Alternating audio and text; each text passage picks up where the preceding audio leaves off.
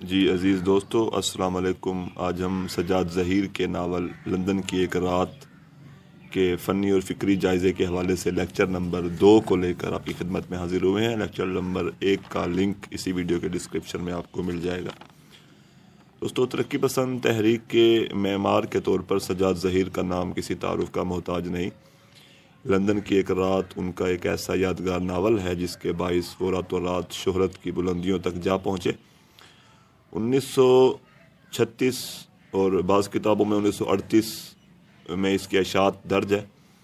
تو 1936 میں شائع ہونے والے اس ناول میں انہوں نے ہندوستان کے سیاسی، سماجی اور معاشی حالات پر روشنی ڈالی ہے۔ عوام کی غلامانہ زندگی، ان کی حق تلفی، انگلستان میں مقیم ہندوستانی طلبہ اور ہندوستان پر انگریزوں کے قبضے کے حوالے سے اس ناول میں بہت کچھ تحریر کیا ہے۔ اس حوالے سے ڈاکٹر خلیل الرحمن اعظمی اپنی کتاب ترقی پسند ادب میں لکھتے ہیں، اس ناول میں ہندوستانی طلبہ کی ذہنی و جذباتی کشمکش کی عکاسی کی گئی ہے، جو برطانوی حکومت کے دور میں انگلستان بغرض تعلیم حاصل کرنے کے لیے جاتے تھے اور انہیں وہاں مغربی تہذیب کے جگمگاتے ہوئے مناظر اور سرمایہ دارانہ نظام کے تضادوں کا بیک وقت سابقہ پڑتا ہے۔ لندن کی ایک رات صرف ایک رات کی کہانی پر مشتمل ہے اور اس کہانی میں لندن میں مقیم ہندوستانی طلبہ کی جذباتی اور ذہنی کشمکش کو موضوع بنایا گیا ہے۔ مرکزی کردار احسان ہے۔ راؤ کا کردار بھی سیاسی اور سماجی کشمکش کا احساس رکھنے والا ایک کردار ہے۔ نعیم سب سے اہم کردار ہے جو ہر سیاسی اور سماجی تحریک میں بھرپور حصہ لیتا ہے۔ اعظم کو کسی سیاسی سماجی مسئلے سے کوئی سروکار نہیں، وہ خوبصورت لڑکی جین کے عشق میں مبتلا ہے، اور عارف صرف ICS کر کے بڑا افسر بننا چاہتا ہے اور انگریز کی تعریف کرتا ہے۔ شیلا گرین کا کردار بھی اہم ہے۔ شیلا گرین کا کردار آرٹ اور فلسفے سے بڑا دلچسپی رکھنے والا ایک کردار ہے۔ احسان اشتراکی نظریے کا حامل ایک کردار ہے۔ وہ ہندوستانی عوام کو سیاسی، سماجی اور معاشی طور پر آزاد دیکھنا چاہتا ہے۔ اس دور میں عوام کی بے بسی، کرب، درد، بے چینی اور انتشار کی کیفیت ناول کے کرداروں کے خیالات سے عیاں ہے۔ مثلاً راؤ جو ہے وہ اعظم کو مخاطب کر کے کہتا ہے، خیال کرو 35 کروڑ انسان اور 1 لاکھ سے بھی کم انگریز ان پر مزے سے حکومت کرتے ہیں، اور حکومت بھی ایسی حکومت ہندوستان میں ذلیل سے ذلیل انگریز کا رتبہ بڑے سے بڑے ہندوستانی سے بڑھ کر ہے۔ ہیرن پال کا کردار احسان اور راؤ سے بھی زیادہ انقلابی ہے۔ ناول کی بڑی خوبی یہ ہے کہ مختلف کرداروں کی رومانوی ملاقاتوں کے دوران بھی ہندوستان کی سماجی اور سیاسی صورتحال کی عکاسی ہوتی ہے۔ ناول کا ہر کردار نفسیاتی کشمکش اور ذہنی الجھن کا شکار ہے۔ کرداروں کی امنگوں اور آرزوؤں سے بھی ان کا روحانی کرب اور ذہنی انتشار عیاں ہوتا ہے۔ ناول نگار کا جو نظریہ ہے وہ کارل مارکس سے بڑا متاثر ہے۔ چنانچہ ناول کے کردار احسان میں ہمیں کوئی اور نہیں، خود سجاد ظہیر کا کردار دکھائی دیتا ہے۔ کرداروں سے قاری الجھن محسوس نہیں کرتے، بلکہ یہ کردار انہیں اجنبی محسوس نہیں ہوتے۔ ناول کا پلاٹ ہندوستان میں رونما ہونے والے حالات اور واقعات کو مد نظر رکھ کر ترتیب دیا گیا ہے۔ ناول کا کینوس وسیع نہیں ہے، پلاٹ ڈھیلا ڈھالا ہونے کے باعث واقعات میں ترتیب اور تسلسل بھی نہیں ہے، مگر کرداروں کی بدلتی ذہنی کیفیات اور خود کلامی کرداروں کے حال اور ماضی کی زندگی کا پورا نقشہ ہمارے سامنے لے آتی ہے۔ شفیق الرحمان اپنے تحقیقی مقالے اردو ناول میں تکنیک کے تجربات میں لکھتے ہیں، لندن کی ایک رات 1936 محض 100 صفحے پر مشتمل سجاد ظہیر کا اکلوتا ناول ہے جو اردو میں شعور کی رو کی تکنیک کے استعمال کا سب سے مضبوط حوالہ ہے۔ زمانی اعتبار سے ناول کا دورانیہ محض ایک رات پر مشتمل ہے، مگر شعور کی رو کے ذریعے ہندوستان کی سماجیاتی تاریخ اور مغربی معاشرت اور تہذیب کے وسیع دور کا احاطہ کیا گیا ہے۔ دوستو، شعور کی رو کے بارے میں اگر ہم پڑھیں تو معلوم ہوتا ہے کہ جدید نفسیات کے مطابق انسانی شعور ایک سیال چیز ہے۔ ذہن میں مختلف تصورات، خیالات اور تاثرات مسلسل رو کی شکل میں ابھرتے رہتے ہیں، اور اسی طرح ناول میں خود کلامی، شعور کی رو اور آزاد تلازم خیال کی تکنیک کا استعمال کیا گیا ہے۔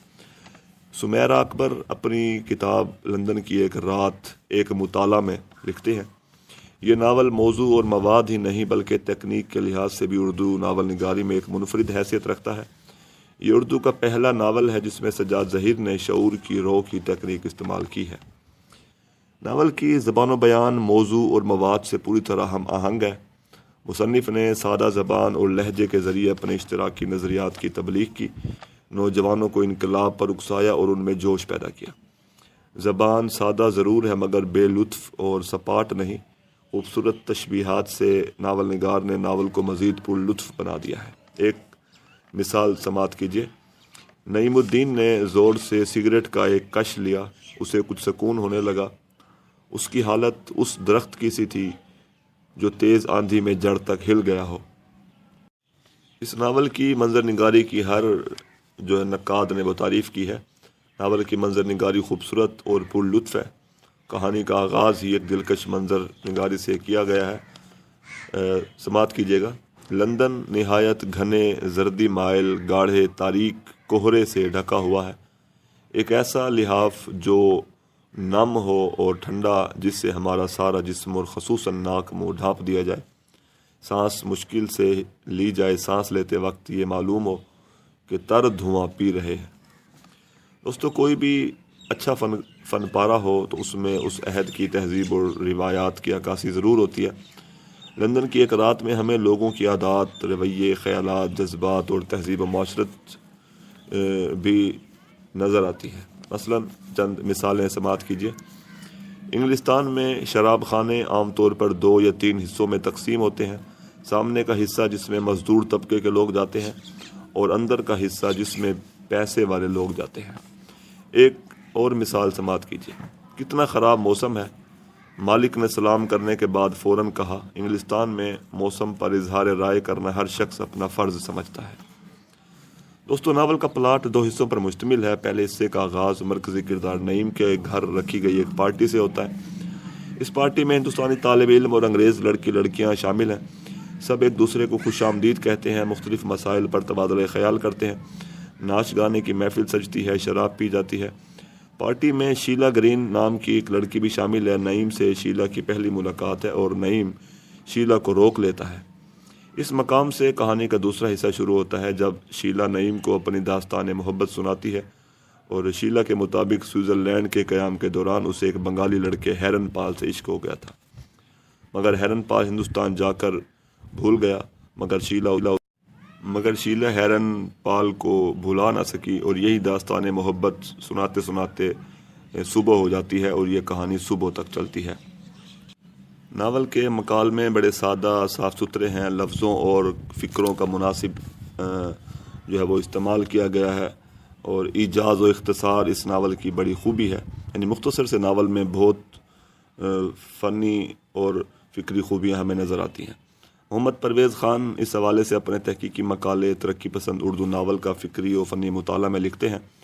سجاد ظہیر نے کرداروں کی انہی نفسیاتی کشمکش، روحانی کرب اور ذہنی الجھنوں کے پس منظر میں اس عہد کی قومی اور بین الاقوامی صورتحال کا نقشہ کھینچا ہے۔ اس ناول لندن کی ایک رات کو اردو ناول کی تاریخ میں جدید ناول کی بنیاد مستحکم کرنے والا پہلا کارنامہ قرار دیا جا سکتا ہے۔ شکریہ۔